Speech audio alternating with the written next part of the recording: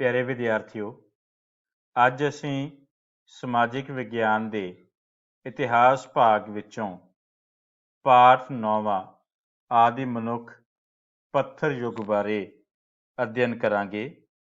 ਵਿਦਿਆਰਥੀਓ, school ਸਿੱਖਿਆ ਵਿਭਾਗ ਦੁਆਰਾ ਜੋ ਇਹ ਉਪਰਾਲਾ ਕੀਤਾ ਗਿਆ ਹੈ, ਜਿਸ ਦੁਆਰਾ ਆਪ ਸਭ ਨੂੰ ਲੈਕਚਰ ਦਿੱਤੇ ਜਾਂਦੇ ਹਨ, ਪਾਠ ਪੜ੍ਹਾਇਆ ਜਾਂਦਾ ਹੈ। ਆਪ ਸਭ ਇਸ ਦਾ ਭਰਪੂਰ ਫਾਇਦਾ ਲਓ ਔਰ ਇੱਥੇ ਬੈਠ ਕੇ ਬਹੁਤ ਹੀ ਧਿਆਨ ਦੇ ਨਾਲ ਜੋ ਵੀ ਪੜ੍ਹਾਇਆ ਜਾਂਦਾ ਹੈ, ਜੋ ਵੀ ਸਮਝਾਇਆ ਜਾਂਦਾ ਹੈ, ਉਸ ਨੂੰ ਪੜ੍ਹੋ ਅਤੇ ਸਮਝੋ। ਮੇਰੀ ਆਪ ਸਭ ਨੂੰ ਬੇਨਤੀ ਹੈ ਕਿ ਤੁਸੀਂ ਨਾਲ ਹੀ ਆਪਣੀ ਕਾਪੀ, ਕਿਤਾਬ ਤੇ ਪੈਨ ਪੈਨਸਿਲ ਵੀ ਜ਼ਰੂਰ ਕੋਲ ਰੱਖਿਆ ਕਰੋ, ਤਾਂ ਜੋ ਮਹੱਤਵਪੂਰਨ ਜਾਣਕਾਰੀ ਨੂੰ ਤੁਸੀਂ ਨਾਲ ਦੀ ਨਾਲ ਹੀ ਨੋਟ ਕਰ ਸਕੋ। ਵਿਦਿਆਰਥੀਓ, ਅੱਜ ਦੇ ਇਸ ਪਾਠ ਵਿੱਚ ਅਸੀਂ ਪੜ੍ਹਾਂਗੇ ਕਿ ਆਦਿ ਮਨੁੱਖ ਆਰੰਭ ਤੋਂ ਕਿਸ ਤਰ੍ਹਾਂ ਰਹਿੰਦਾ ਸੀ ਤੇ ਹੌਲੀ-ਹੌਲੀ ਉਹ ਅੱਜ ਦੇ ਇਸ ਸਮੇਂ ਵਿੱਚ ਪੁੱਜ ਕੇ ਕਿਸ ਤਰੀਕੇ ਨਾਲ ਆਪਣਾ ਜੀਵਨ ਗੁਜ਼ਾਰਨ ਦੇ ਯੋਗ ਹੋਇਆ। ਉਸ ਦੇ ਇਸ ਪੜਾਅ ਵਿੱਚ ਉਸਨੇ ਕਿਹੜੀਆਂ ਮੁੱਢਲੀਆਂ ਖੋਜਾਂ ਕੀਤੀਆਂ ਤੇ ਕਿਸ ਪ੍ਰਕਾਰ ਉਸਨੇ ਆਪਣੇ ਜੀਵਨ ਨੂੰ ਸੌਖਾ ਬਣਾਇਆ। ਵਿਦਿਆਰਥੀਓ, ਇਤਿਹਾਸ ਹੀ ਇੱਕ ਅਜਿਹਾ ਭਾਗ ਹੈ ਜੋ ਸਾਨੂੰ ਬੀਤੇ ਸਮੇਂ ਬਾਰੇ ਦੱਸਦਾ ਹੈ ਤੇ ਬੀਤੇ ਸਮੇਂ ਤੋਂ ਅਸੀਂ ਬਹੁਤ ਸਾਰੀ ਸੇਧ ਪ੍ਰਾਪਤ ਕਰਦੇ ਹਾਂ ਅਤੇ ਆਉਣ ਵਾਲੇ ਸਮੇਂ ਵਿੱਚ ਆਪਣੇ ਜੀਵਨ ਨੂੰ ਹੋਰ ਹੀ ਸੁਖਾਲਾ ਬਣਾਉਂਦੇ ਹਾਂ। ਆਓ ਆਪਾਂ ਇਸ ਪਾਠ ਨੂੰ ਧਿਆਨ ਨਾਲ ਪੜ੍ਹੀਏ। ਪਾਠ ਦਾ ਨਾਮ ਇੱਕ ਵਾਰ ਫੇਰ ਮੈਂ ਦੁਹਰਾਉਣ ਲੱਗਿਆ ਹਾਂ, ਆਦਿ ਮਨੁੱਖ ਪੱਥਰ ਯੁੱਗ। ਆਓ ਪਾਠ ਨੂੰ ਧਿਆਨ ਦੇ ਨਾਲ ਅਧਿਐਨ ਕਰੀਏ।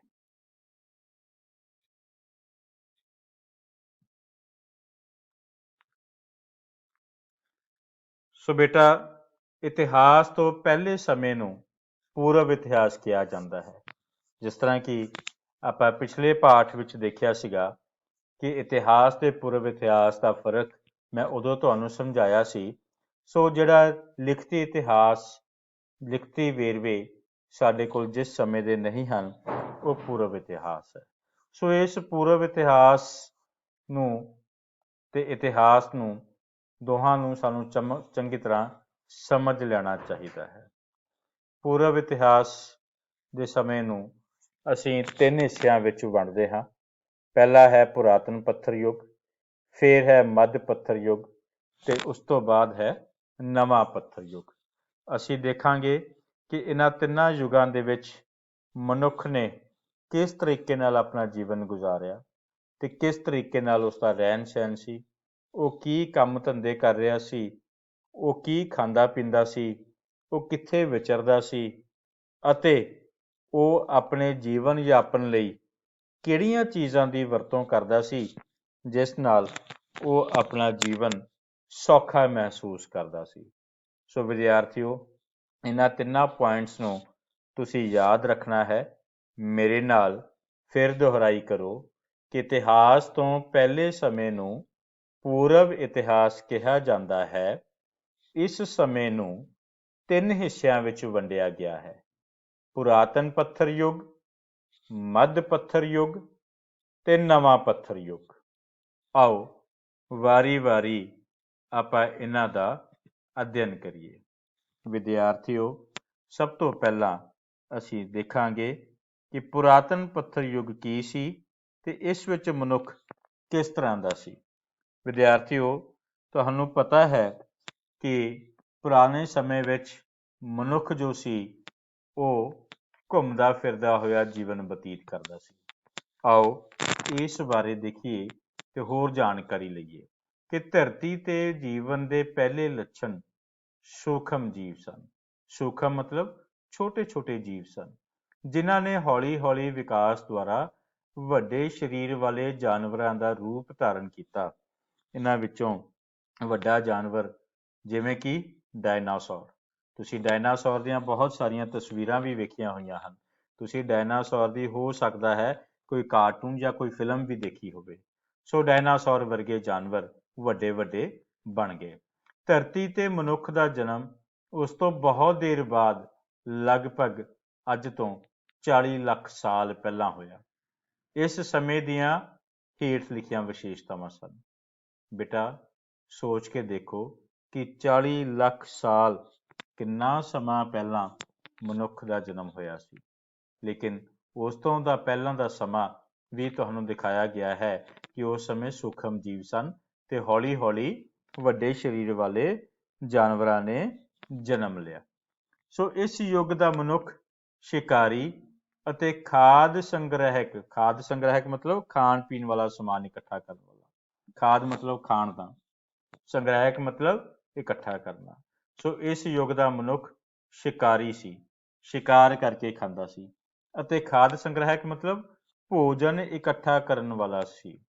ਉਹ ਕੱਚਾ ਮਾਸ ਖਾਂਦਾ ਅਤੇ ਜੰਗਲੀ ਕੰਦਮੂਲ ਖਾਂਦਾ ਸੀ। ਜੰਗਲੀ ਕੰਦਮੂਲ ਮਤਲਬ ਘਾਹ, ਪੱਤੇ, ਫਲ, ਉਹਨੂੰ ਜੋ ਮਿਲਦਾ ਸੀ ਉਹ ਖਾ ਜਾਂਦਾ ਸੀ। ਤੇ ਇਸ ਸਮੇਂ ਉਸ ਨੂੰ ਅੱਗ ਬਾਰੇ ਵੀ ਕੋਈ ਜਾਣਕਾਰੀ ਨਹੀਂ ਸੀ। ਜੰਗਲੀ ਜਾਨਵਰਾਂ ਤੋਂ ਬਚਣ ਲਈ ਮਨੁੱਖ ਝੁੰਡ ਬਣਾ ਕੇ ਰਹਿੰਦਾ ਸੀ। ਝੁੰਡ ਮਤਲਬ ਇਕੱਠੇ ਹੋ ਕੇ ਉਹ ਘੁੰਮਦੇ ਸੀ। ਉਹ ਜਾਨਵਰਾਂ ਵਾਂਗ ਉਸ ਦਾ ਜੀਵਨ ਬਤੀਤ ਹੁੰਦਾ ਸੀ। ਭੋਜਨ ਦੀ ਭਾਲ ਵਿੱਚ ਵੀ ਉਹ ਘੁੰਮਦਾ ਫਿਰਦਾ ਰਹਿੰਦਾ ਸੀਗਾ।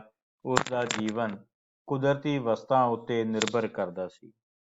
ਮਨੁੱਖ ਕੋਲ ਉਸ ਸਮੇਂ ਕੱਪੜੇ ਨਹੀਂ ਹੁੰਦੇ ਸਨ ਬੇਟਾ, ਨਾ ਉਸ ਨੂੰ ਕੱਪੜਿਆਂ ਬਾਰੇ ਕੁਝ ਪਤਾ ਹੁੰਦਾ ਸੀ। ਉਹ ਆਪਣੇ ਸਰੀਰ ਨੂੰ ਜਾਨਵਰਾਂ ਦੀਆਂ ਖੱਲਾਂ, ਦਰਖਤਾਂ ਦੇ ਪੱਤੇ ਅਤੇ ਛਿਲਕਿਆਂ ਦੇ ਨਾਲ ਢੱਕਦਾ ਹੁੰਦਾ ਸੀ। ਬੇਟਾ ਰਹਿਣ ਵਾਸਤੇ ਉਸ ਕੋਲ ਕੋਈ ਖਾਸ ਟਿਕਾਣਾ ਨਹੀਂ ਹੁੰਦਾ ਸੀ। ਉਹ ਰਾਤ ਨੂੰ ਦਰਖਤਾਂ ਆਦਿ ਜਾਂ ਪੱਥਰਾਂ ਦੇ ਵਿਸ਼ਰਾਮ ਘਰਾਂ ਦੇ ਵਿੱਚ, ਜਿੱਥੇ ਕਿਤੇ ਉਹਨੂੰ ਗੁਫਾ ਕੋਈ ਮਿਲਦੀ ਸੀ ਬਣੀ ਹੋਈ, ਉੱਥੇ ਹੀ ਉਹ ਆਪਣਾ ਗੁਜ਼ਾਰਾ ਕਰ ਲੈਂਦਾ ਸੀ, ਚਲਾ ਜਾਂਦਾ ਸੀ, ਰਾਤ ਕੱਟ ਲੈਂਦਾ ਸੀ। ਸੋ ਇਸ ਯੁੱਗ ਦਾ ਮਨੁੱਖ ਸ਼ਿਕਾਰੀ ਅਤੇ ਖਾਦ ਸੰਗ੍ਰਹਿਕ ਦੇ ਨਾਮ ਨਾਲ ਜਾਣਿਆ ਜਾਂਦਾ ਹੈ। ਤੁਸੀਂ ਇਹ ਗੱਲ ਯਾਦ ਰੱਖਣੀ ਹੈ ਕਿ ਇਸ ਯੁੱਗ ਦਾ ਮਨੁੱਖ ਜੋ ਸੀ ਉਹ ਸ਼ਿਕਾਰੀ ਸੀ ਤੇ ਖਾਦ ਸੰਗ੍ਰਹਿਕ ਸੀ। ਉਹ ਆਪਣੀ ਵਰਤੋਂ ਲਈ ਪੱਥਰਾਂ ਦੇ ਔਜ਼ਾਰ ਅਤੇ ਹਥਿਆਰ ਬਣਾਉਂਦਾ ਸੀ। ਸੋ ਉਸਦੇ ਔਜ਼ਾਰ ਕਾਹਦੇ ਸੀ? ਬਿਲਕੁਲ ਠੀਕ, ਪੱਥਰਾਂ ਦੇ, ਜਿਵੇਂ ਭਾਲੇ, ਗੰਡਾਸੇ ਆਦਿ। ਮਨੁੱਖ ਦੀ ਇਸ ਯੁੱਗ ਨੂੰ ਪੁਰਾਤਨ ਯੁੱਗ ਕਿਹਾ ਜਾਂਦਾ ਹੈ। ਸੋ ਮਨੁੱਖ ਦੀ ਕਹਾਣੀ ਦੇ ਇਸ ਯੁੱਗ ਨੂੰ ਪੁਰਾਤਨ ਪੱਥਰ ਯੁੱਗ ਕਿਹਾ ਜਾਂਦਾ ਹੈ ਤੇ ਅੰਗਰੇਜ਼ੀ ਦੇ ਵਿੱਚ ਇਸ ਨੂੰ ਅਸੀਂ ਪੈਲੀਓਲਿਥਿਕ ਪੀਰੀਅਡ ਕਿਹਾ ਜਾਂਦਾ ਹੈ। ਅੰਗਰੇਜ਼ੀ ਵਿੱਚ ਇਸ ਨੂੰ ਅਸੀਂ ਕੀ ਕਹਾਂਗੇ? ਪੈਲੀਓਲਿਥਿਕ ਪੀਰੀਅਡ। ਸੋ ਫਿਰ ਤੋਂ ਤੁਸੀਂ ਦੁਹਰਾਈ ਕਰ ਸਕਦੇ ਹੋ ਨਾਲ ਦੀ ਨਾਲ ਹੀ ਕਿ ਇਸ ਯੁੱਗ ਦਾ ਮਨੁੱਖ ਸ਼ਿਕਾਰੀ ਤੇ ਖਾਦ ਸੰਗ੍ਰਹਿਕ ਸੀ, ਪੱਥਰਾਂ ਦੇ ਔਜ਼ਾਰ ਤੇ ਹਥਿਆਰ ਬਣਾਉਂਦਾ ਸੀ। ਇਸ ਯੁੱਗ ਨੂੰ ਪੁਰਾਤਨ ਪੱਥਰ ਯੁੱਗ ਕਿਹਾ ਜਾਂਦਾ ਹੈ ਅਤੇ ਅੰਗਰੇਜ਼ੀ ਵਿੱਚ ਇਸ ਨੂੰ ਪੈਲੀਓਲਿਥਿਕ ਪੀਰੀਅਡ ਦੇ ਨਾਂ ਨਾਲ ਜਾਣਿਆ ਜਾਂਦਾ ਹੈ। ਆਓ ਆਪਾਂ ਅੱਗੇ ਹੋਰ ਅਧਿਐਨ ਕਰੀਏ ਤੇ ਇਸ ਬਾਰੇ ਜਾਣਕਾਰੀ ਲਈਏ ਕਿ ਇਸ ਸਮੇਂ ਮਨੁੱਖ ਕਿਸ ਤਰ੍ਹਾਂ ਦਾ ਸੀ, ਕੀ ਜੀਵਨ ਬਤੀਤ ਕਰਦਾ ਸੀ। ਸੋ ਕਿਸ ਤਰ੍ਹਾਂ ਉਸਨੇ ਹੌਲੀ ਹੌਲੀ ਅਗਲੇ ਪੜਾਵਾਂ ਨੂੰ ਹਾਸਲ ਕੀਤਾ। ਸੋ ਵਿਦਿਆਰਥੀਓ, ਤੁਸੀਂ ਇਹ ਤਸਵੀਰ ਦੇਖੋ। ਇਸ ਤਸਵੀਰ ਨੂੰ ਦੇਖਦੇ ਹੀ ਤੁਹਾਨੂੰ ਭਲੀ ਭਾਂਤ ਸਮਝ ਆ ਜਾਏਗਾ ਕਿ ਉਸ ਵੇਲੇ ਦਾ ਮਨੁੱਖ ਕਿਹੋ ਜਿਹਾ ਸੀ। ਤਸਵੀਰ ਤੁਸੀਂ ਦੇਖੋ ਧਿਆਨ ਨਾਲ ਕਿ ਮਨੁੱਖ ਦੇ ਸਰੀਰਕ ਬਣਤਰ ਵੀ ਅੱਜ ਦੇ ਬਣਤਰ ਨਾਲੋਂ ਬਹੁਤ ਵੱਖਰੀ ਸੀ। ਉਹ ਕੀ ਪਹਿਨਦਾ ਸੀ, ਉਹ ਕਿੱਥੇ ਰਹਿੰਦਾ ਸੀ, ਉਹ ਕਿਸ ਤਰੀਕੇ ਨਾਲ ਝੁੰਡ ਬਣਾ ਕੇ ਘੁੰਮ ਰਿਹਾ ਹੈ। ਤੁਸੀਂ ਦੇਖ ਰਹੇ ਹੋ ਪਹਿਲੀ ਤਸਵੀਰ ਦੇ ਵਿੱਚ ਉਹ ਸ਼ਿਕਾਰ ਕਰ ਰਿਹਾ ਹੈ। ਸ਼ਿਕਾਰ ਕਰਨ ਉਪਰੰਤ ਤਸਵੀਰ ਵਿੱਚ ਤੁਸੀਂ ਦੇਖ ਰਹੇ ਹੋ ਕਿ ਮਰੇ ਹੋਏ ਜਾਨਵਰ ਨੂੰ ਆਪਣੇ ਮੋਢਿਆਂ ਉੱਤੇ ਚੁੱਕ ਕੇ ਲੈ ਕੇ ਆ ਰਿਹਾ ਹੈ। ਇਸ ਸਮੇਂ ਉਸ ਨੂੰ ਕੁਝ ਵੀ ਪਕਾ ਕੇ ਖਾਣ ਦੀ ਜਾਚ ਨਹੀਂ ਸੀ। ਉਸ ਨੂੰ ਕੁਝ ਵੀ ਜਾਣਕਾਰੀ ਹਾਸਲ ਨਹੀਂ ਸੀ। ਉਹਦਾ ਜਿੱਥੇ ਦਿਲ ਕਰਦਾ ਉਹ ਚਲਾ ਜਾਂਦਾ, ਜਿੱਥੇ ਦਿਲ ਕਰਦਾ ਸੌ ਜਾਂਦਾ। ਉਸ ਕੋਲ ਪਹਿਨਣ ਲਈ ਕੋਈ ਖਾਸ ਕੱਪੜੇ ਨਹੀਂ ਸਨ। ਖਾਸ ਕੀ ਉਦੋਂ ਤਾਂ ਕੱਪੜੇ ਹੈ ਹੀ ਨਹੀਂ ਸੀ। ਜੋ ਇਸਤੇਮਾਲ ਕਰਦਾ ਸੀ ਉਹ ਦਰਖਤਾਂ ਦੀਆਂ ਪੱਤੀਆਂ, ਟਾਹਣੀਆਂ ਜਾਂ ਛਿਲਕਿਆਂ ਦੀ ਹੀ ਵਰਤੋਂ ਕਰਿਆ ਕਰਦਾ ਸੀ। ਸੋ ਵਿਦਿਆਰਥੀਓ, ਆਓ ਅੱਗੇ ਆਪਾਂ ਦੇਖੀਏ ਕਿ ਇਸ ਤੋਂ ਬਾਅਦ ਦਾ ਸਮਾਂ ਕੀ ਆਇਆ। ਇਸ ਤੋਂ ਬਾਅਦ ਸ਼ੁਰੂ ਹੋਇਆ ਮੱਧ ਪੱਥਰ ਯੁੱਗ, ਜਿਸ ਨੂੰ ਅੰਗਰੇਜ਼ੀ ਵਿੱਚ ਮੈਸੋਲਿਥਿਕ ਪੀਰੀਅਡ ਕਿਹਾ ਜਾਂਦਾ ਹੈ। ਇਸ ਯੁੱਗ ਵਿੱਚ ਮਨੁੱਖ ਦੇ ਜੀਵਨ ਵਿੱਚ ਕੁਝ ਉੱਨਤੀ ਹੋਈ। ਇਸ ਯੁੱਗ ਵਿੱਚ ਮਨੁੱਖ ਨੇ ਕੁਝ ਨਵੀਆਂ ਚੀਜ਼ਾਂ ਸਿੱਖੀਆਂ। ਇਸ ਯੁੱਗ ਵਿੱਚ ਮਨੁੱਖ ਦੇ ਸਥਿਰ ਜੀਵਨ ਦੀ ਆਰੰਭਤਾ ਹੋਈ। ਇਸ ਯੁੱਗ ਦੀਆਂ ਵਿਸ਼ੇਸ਼ਤਾਵਾਂ ਹੇਠ ਲਿਖੀਆਂ ਸਨ। ਸੋ ਕੀ ਸਮਝ ਆਈ ਬੇਟਾ? ਪਹਿਲਾਂ ਨਾਲੋਂ ਮਨੁੱਖ ਦਾ ਜੀਵਨ ਕੁਝ ਬਿਹਤਰ ਹੋ ਗਿਆ ਸੀਗਾ। ਜੀਵਨ ਪੱਧਰ ਵਿੱਚ ਉੱਨਤੀ ਹੋਣਾ ਮਤਲਬ ਪਹਿਲਾਂ ਨਾਲੋਂ ਉਸਦੇ ਜੀਵਨ ਵਿੱਚ ਕੁਝ ਸੁਧਾਰ ਹੋਇਆ, ਜੀਵਨ ਜੀਣ ਦਾ ਢੰਗ ਕੁਝ ਉੱਚਾ ਹੋਇਆ। ਤੇ ਇਸੇ ਯੁੱਗ ਵਿੱਚ ਉਸਨੇ ਕੁਝ ਹੋਰ ਨਵੀਆਂ ਚੀਜ਼ਾਂ ਸਿੱਖੀਆਂ, ਜਿਨ੍ਹਾਂ ਬਾਰੇ ਆਪਾਂ ਅੱਗੇ ਪੜਾਂਗੇ। ਇਸੇ ਯੁੱਗ ਵਿੱਚ ਮਨੁੱਖ ਦੇ ਸਥਿਰ ਜੀਵਨ ਮਤਲਬ ਇੱਕ ਥਾਂ ਤੇ ਟਿਕ ਕੇ ਰਹਿਣਾ। ਸੋ ਸਥਿਰ ਜੀਵਨ ਦਾ ਮਤਲਬ ਇੱਕ ਥਾਂ ਤੇ ਟਿਕ ਕੇ ਰਹਿਣਾ। ਸੋ ਇਸ ਯੁੱਗ ਦੀਆਂ ਕੀ ਖਾਸ ਵਿਸ਼ੇਸ਼ਤਾਵਾਂ ਹਨ? ਇਸ ਯੁੱਗ ਵਿੱਚ ਮਨੁੱਖ ਨੇ ਪੱਥਰ ਦੇ ਟੁੱਟੇ ਹੋਏ ਪੱਥਰਾਂ ਦੀ ਥਾਂ ਨੁਕੀਲੇ ਅਤੇ ਘੜੇ ਹੋਏ ਪੱਥਰਾਂ ਦੇ ਜਿਵੇਂ ਕੁਹਾੜੀ, ਭਾਲੇ, ਗੰਡਾਸੇ ਬਣਾਉਣੇ ਸਿੱਖ ਲਏ।